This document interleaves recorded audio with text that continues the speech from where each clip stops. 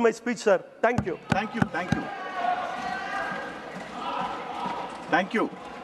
The next speaker is Mr. Sanjay Singh.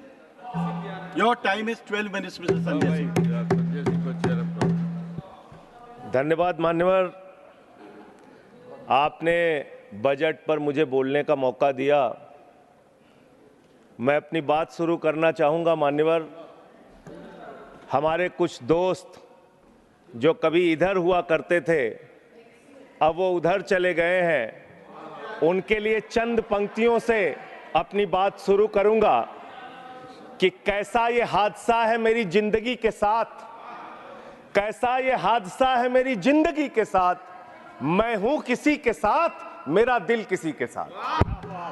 तो जो लोग उधर चले गए मान्यवर, उनका दिल हमारे साथ है, भले वो किसी के साथ हो। मान्यवर, इस बजट का बहुत ढोल पीटा जा रहा है कि बड़ा क्रांतिकारी, बड़ा अच्छा बजट, बड़ा विकसित भारत का बजट है। यह बजट क्या है मान्यवर?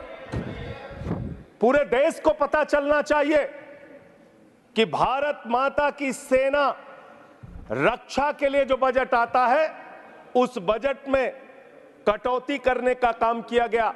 9.6% से घटाकर 9.43% किया गया।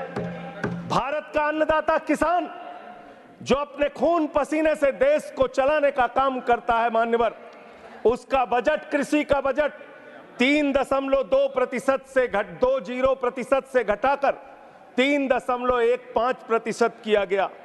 स्वास्थ्य का बजट, हिंदुस्तान 144 करोड़ लोगों का देश है मान्यवर, लेकिन बड़े अफसोस के साथ कहना पड़ रहा है कि स्वास्थ्य का बजट 1.97% से घटाकर 1.85% किया गया। ट्रांसपोर्ट का बजट 11.48% से घटाकर 11.28% किया गया।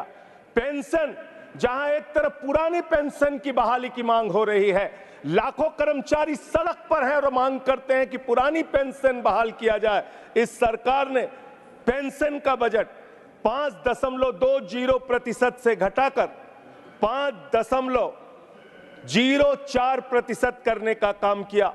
एनर्जी का बजट 2.10% से घटाकर 1.42% करने का काम किया। वैज्ञानिक विभाग का बजट 0.7% से घटाकर 0.6% करने का काम किया। फूड सब्सिडी का बजट 4.38% से घटाकर 4.25% करने का काम किया। नॉर्थ ईस्ट के विकास का बजट, मणिपुर की तो चर्चा आपने नहीं की, लेकिन नॉर्थ ईस्ट के विकास का बजट आपने 0.13% से घटाकर 0.12% करने का काम किया। सामाजिक कल्याण, जिसमें आपका बिल्कुल यकीन नहीं है, उसका भी बजट आपने घटाया। 1.22% से घटाकर 1.17% करने का काम किया। आपने फर्टिलाइजर का, खाद का बजट 3.88 से घटाकर 3.4% करने का काम किया और फूड सब्सिडी आपने घटाने का काम किया। ये है आपके विकसित भारत के खोखले बजट की सच्चाई। हर वर्ग को आपने चोट पहुंचाने का काम किया मान्यवर। आप कहते हैं आज दुनिया की 5वीं बड़ी अर्थव्यवस्था है, 5वीं बड़ी अर्थव्यवस्था है। अरे ये तो सच्चाई बताइए कि ये 5वीं बड़ी अर्थव्यवस्था किसके लिए है? आपने चंद पूंजीपतियों का 16 लाख करोड़ रुपए माफ किया। ये इस देश की सच्चाई है। आपने 16 लाख करोड़ रुपए पूंजीपतियों का माफ किया। आपने 14 देश के प्रधानमंत्रियों ने जितना कर्जा लिया, उससे दोगुना कर्जा अकेले आपकी सरकार ने लिया। आपने 150 लाख करोड़ रुपए कर्जा लेने का काम किया, देश को कर्ज में डुबाने का काम किया। मान्यवर, मैं बताना चाहता हूं इस सरकार से किन किन वर्गों को उम्मीद थी। इस सरकार से उम्मीद थी देश के अन्नदाता किसानों को कि आप एमएसपी दोगुना करेंगे। आपने एमएसपी दोगुना नहीं की। आपने किसानों की फूड सब्सिडी का काटने का काम किया, फर्टिलाइजर सब्सिडी काटने का काम किया, कृषि क्षेत्र को देने वाले बजट को खत्म करने का काम किया। बेरोजगारों को उम्मीद थी, 10 साल में आपने कहा था मान्यवर 20 करोड़ नौकरियां देंगे, 20 करोड़ नौकरियां आपने नहीं दी। फिर नौजवानों ने कहा नौकरी दो, नौकरी दो। फिर आपने कहा पकौड़ा तल लो, पकौड़ा तल लो। फिर आपने कहा पान की दुकान लगा लो, पान की दुकान लगा लो। फिर आपने कहा 4 साल की नौकरी कर लो सेना में, 4 साल की नौकरी। मैं मान्यवर आपके माध्यम से भारत के प्रधानमंत्री से बड़ी विनम्रता पूर्वक पूछना चाहता हूं, देश के प्रधानमंत्री को 73 साल की उम्र में तीसरी बार प्रधानमंत्री बनना है, लेकिन किसान का बेटा नौजवान सेना में 4 साल की नौकरी करेगा, ये भेदभाव क्यों है? मैं पूछना चाहता हूं मान्यवर, आपके माध्यम से इस सरकार से जानना चाहता हूं, अगली योजना क्या आएगी आपकी? आप कह रहे हो इंटर्नशिप योजना, ट्रेनिंग योजना, 5,000 रुपए की ट्रेनिंग ले लो, 5,000 रुपए की ट्रेनिंग ले लो। मान्यवर 5,000 रुपए की ट्रेनिंग 500 बड़ी कंपनियों में आप देंगे। मुझे भारत की 100 कंपनियां आप बता दीजिए जिसमें एक कंपनी में आप 4,000 ट्रेनी रख सकते हैं। एक कंपनी बता दीजिए जिसमें आप 4,000 प्रशिक्षु आप रख सकते हैं ट्रेनिंग के तौर पे। ये भी आपका आंकड़ा सिर्फ एक जुमला है, इसके अलावा कुछ नहीं है। अब मुझे लगता है एक ही योजना बाकी रह गई है मान्यवर, वो योजना है कि हमारी भारत की सरकार, आदरणीय नरेंद्र मोदी जी की सरकार अगली योजना लेके आएगी कि इस देश के नौजवानों को मुफ्त में 5 करोड़ कटोरा बांटा जाएगा। भीख मांगो योजना, भीख मांगो योजना लाने का काम ये लोग करेंगे। मान्यवर इस देश में आपने अर्थव्यवस्था को लेकर कहा पांचवी बड़ी अर्थव्यवस्था है। वो 5वीं बड़ी अर्थव्यवस्था का लाभ किसको मिल रहा है? आपके चंद पूंजीपति मित्रों को, जिसका 16 लाख करोड़ रुपए आपने माफ किया, जो हजारों करोड़ लूटकर हिंदुस्तान से चले गए। मान्यवर मैं बड़ी विनम्रता पूर्वक कहना चाहता हूं, मित्रों बड़ी डिलीटेड जी, डिफिकल्टी। ठीक है सर। मान्यवर मैं बड़ी विनम्रता पूर्वक आपके माध्यम से पूछना चाहता हूं, क्या इस देश की अर्थव्यवस्था में रेहड़ी पटरी वालों का कोई योगदान नहीं? जो 10 करोड़ रेहड़ी पटरी वाले पूरे देश में हैं, उनका कोई योगदान नहीं है क्या मान्यवर? वो भी सरकार को टैक्स भरते हैं। आपकी सरकार उनको भी फूटी आंख से देखना नहीं चाहती। आपने रेहड़ी पटरी वालों को कहा अपने नाम के आगे नेम प्लेट लगाओ, अपने नाम के आगे नेम प्लेट लगाओ। हिंदुओं की, मुसलमान, दलितों के पीछे आदिवासी हो, क्या हो ये बताओ। मैं पूछना चाहता हूं, आपके माध्यम से सरकार के कहना चाहता हूं मान्यवर, अगर नेम प्लेट लगवाना है तो लगवाइए गले में नेम प्लेट। नीरव मोदी के गले में नेम प्लेट लगवाइए कि 20,000 करोड़ रुपए हिंदुस्तान का वो बाकी है। लगवाइए नेम प्लेट। 10,000 करोड़ रुपए विजय माल्या हिंदुस्तान का बाकी है। लगवाइए नेम प्लेट गले में ललित मोदी के कि 3,000 करोड़ रुपए हिंदुस्तान का लूट के भाग गया। लगवाइए नेम प्लेट मान्यवर। मैं कहना चाहता हूं नितिन संदेशरा के कि वो 6,000 करोड़ रुपए हिंदुस्तान का लूट के भाग गया। लगवाइए नेम प्लेट अडानी के कि 2.5 लाख करोड़ रुपए का कर्जा आपने एक आदमी को दे रखा है। लगवाइए नेम प्लेट उन पूंजीपतियों को जिन्होंने हिंदुस्तान की बैंकों को खाली करने का काम किया। मान्यवर एक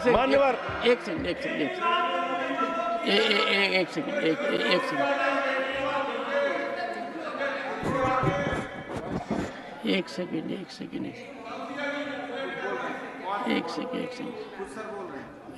Honorable member, and you are a senior person. Sanjay ji, you are a senior person. धारा प्रवाह में आप काफी कुछ कह गए फिगर्स के बारे में, बाकी तो you can make your point, no difficulty about it. One second. So the figures which you have given, you will have tough time in proving them, because these have been taken in stride. So all that will be deleted, and we will, unless you have real, factually firmed up material, use a name. Make your point. ठीक है sir, ठीक है sir, thank you sir, make your point. Thank you sir. मानवर मैं तो ये कहना चाह रहा था आपके माध्यम से कि इस तरह के काम देश के अंदर नहीं होने चाहिए। भारत एक धर्मनिरपेक्ष राष्ट्र है और हम जानते हैं अपनी सामाजिक व्यवस्था में, मैं जानता हूं इनके मन में दर्द होगा मान्यवर, अभी चुनाव हारे हैं ये उत्तर प्रदेश में, तो वहां पर अगर कोई बोर्ड लगाएगा जाटव ढाबा, एक सेकंड, जाटव ढाबा कोई लगाएगा, कोई अपने ढाबे के आगे अगर वाल्मीकि ढाबा लिखेगा तो आप लोग उसके यहाँ खाने नहीं जाओगे। मैं जानता हूं आपकी मानसिकता। आप वो लोग हैं जिन्होंने भारत के तत्कालीन राष्ट्रपति श्री रामनाथ कोविंद जी को प्रभु श्री राम के मंदिर के शिलान्यास में नहीं बुलाया। आप वो लोग हैं जिन्होंने मौजूदा राष्ट्रपति श्रीमती द्रौपदी मुर्मू जी को राम मंदिर के उद्घाटन में नहीं बुलाया। आप दलितों से, पिछड़ों से, आदिवासियों से, अल्पसंख्यकों से, मुसलमानों से नफरत करने का काम करते हैं। यह आपकी सच्चाई है। इसलिए नेम प्लेट मत लगवाइए। नेम प्लेट लगवाना है तो जिन्होंने देश की बैंकों को लूटा है उनका नेम प्लेट लगवाइए। और मान्यवर, मैं आपसे, आपके माध्यम से इस सरकार से कहना चाहता हूं, इनका बजट पड़ रहा था मान्यवर, जेलों को भी इन्होंने कम बजट दिया। अरे जेल का बजट तो बढ़ा दीजिए, 300 करोड़ रुपए जेल का बजट बढ़ा दीजिए। अरे अभी हमको जेल में भेजा है, कल तुमको जेल में आना है, तुम सबको जेल में आना है। जेल का बजट बढ़ा दो, जेलों को ठीक कर दो, अगला नंबर तुम्हारा है, तुम्हें जेल में आना है। कम से कम जेलों को तो ठीक कर दो, अगला नंबर तुम्हारा।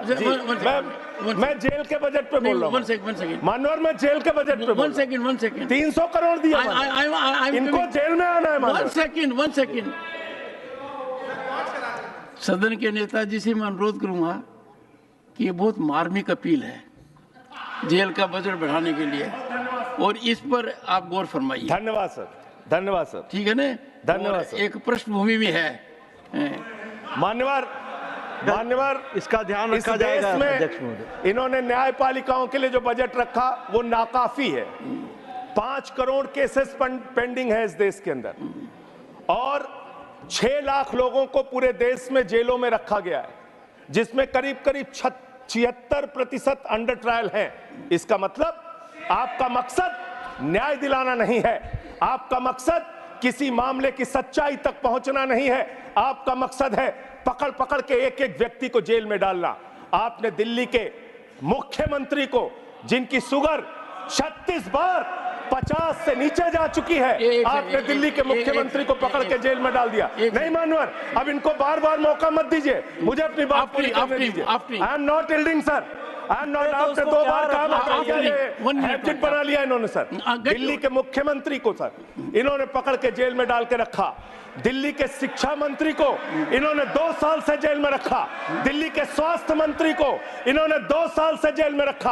आप एक एक विपक्ष के नेता को पकड़ पकड़ के जेल में डालते हैं। हेमंत सोरेन को मुख्यमंत्री को जेल में आपने रखा, संजय रावत को जेल में रखा, अनिल देशमुख को जेल में रखा, सबको पकड़ पकड़ के आप जेल में रखते हैं। बंगाल के 3 मंत्रियों को आपने पकड़ के जेल में रखा। आपका मकसद ट्रायल कराना नहीं, न्याय दिलाना नहीं, आपका मकसद हम लोगों को पकड़ के जेल में रखना है। जितना जेल में डालोगे, मैं आपसे कहना चाहता हूं, जितना जेल में डालोगे उतना गर्त में जाओगे। जिसने भी ये राजनीति की है उसका समापन हो गया है। अभी 240 पे पहुंचे हो, कल 24 पे पहुंचोगे, इसके बाद 2 पे भी आओगे। मैं तो 1-2 मिनट और मैं बस कह के अपनी बात खत्म करूंगा, मेरे टाइम में से उसको काट लीजिएगा। मान्यवर, भेदभाव की बात, सबसे भेदभाव इनको करना है। मुसलमानों से भेदभाव, सिखों से भेदभाव, ईसाइयों से भेदभाव, दलितों से भेदभाव, पिछड़ों से भेदभाव, और अब राज्यों से भेदभाव। राज्यों से भी भेदभाव, महिलाओं से भेदभाव, राज्यों से भेदभाव। क्या भेदभाव किया सर इन्होंने? 2,32,000 करोड़ रुपए, 2,32,000 करोड़ रुपए दिल्ली के लोगों ने सरकार के केंद्रीय खजाने में टैक्स के रूप में दिया, जीएसटी और इनकम टैक्स के रूप में। बदले में हमको कितना मिलता है? 0। 9 साल से आप दिल्ली को बजट नहीं देते। पंजाब के लोग, बस मेरे में से काट लीजिएगा सर, 1-2 मिनट काट लीजिए, मेरी पार्टी के उसमें से काट लीजिएगा। पंजाब के लिए सर, पंजाब का किसान अपना खून पसीना बहा के खेत में गेहूं पैदा करता है, धान पैदा करता है। आपने 8,000 करोड़ रुपए पंजाब के विकास का पैसा रोक रखा है, विपक्ष के राज्यों का पैसा आपने रोक रखा है। ये भेदभाव क्यों कर रहे हैं आप क्यों कर रहे हैं? आप लिखते हैं राज्यों के विकास से देश का विकास है, ये आप राज्यों का विकास कर रहे हैं। एक एक करके टारगेट करके विपक्षी राज्यों के साथ आपने भेदभाव करने का काम किया। और अंत में कोई मुझे कह रहा था सारे बजट कम किए, शिक्षा के बजट को भी आपने कम कर दिया। मैंने इन लोगों से कहा शिक्षा से इनका कोई लेना देना नहीं है, शिक्षा से इनका कोई लेना देना नहीं मान्यवर। क्यों लेना देना नहीं है? क्योंकि दिल्ली विश्वविद्यालय में मनुस्मृति पढ़ाने जा रहे हैं ये लोग। मनुस्मृति पढ़ाएंगे कि दलितों के, पिछड़ों के, जिनको आप शूद्र कहते हैं, आप शूद्र कहते हैं, अगर वो श्लोक सुन लेंगे तो उनके कान में पारा आप कैसे डालेंगे? ये पढ़ाई आप कराने जा रहे हैं दिल्ली विश्वविद्यालय में। ये पढ़ाई आप कराने जा रहे हैं। इसलिए मान्यवर, मैं आपसे यही कहना चाहता हूं, ये बजट हिंदुस्तान के किसान के खिलाफ है, ये बजट हिंदुस्तान के नौजवान के खिलाफ है, ये बजट हिंदुस्तान के व्यापारियों के खिलाफ है, ये बजट सिर्फ और सिर्फ मोदी जी के मित्रों के लिए बनाया गया है, मित्रों के लिए बनाया गया है, मित्रों के लिए बनाया गया है। The later part will not go on record. हाँ, honorable members.